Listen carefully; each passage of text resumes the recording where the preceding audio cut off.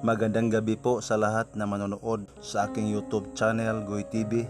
Pa-subscribe naman po para notify kayo lagi sa aking bagong uploads na videos. Mayroon po akong hawak na 6 na uring lumang bariya, mga lumang antigos na bariya.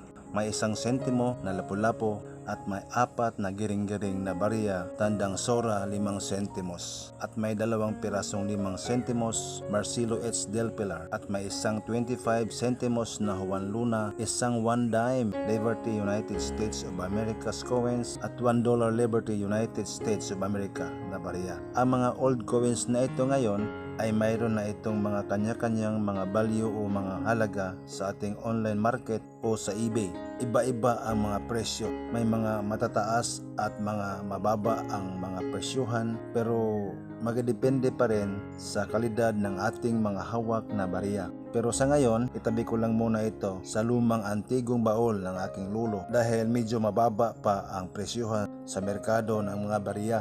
Itago lang muna, saka ko na ito area medyo taas-taas na ang mga bentahan sa mga lumang bariya.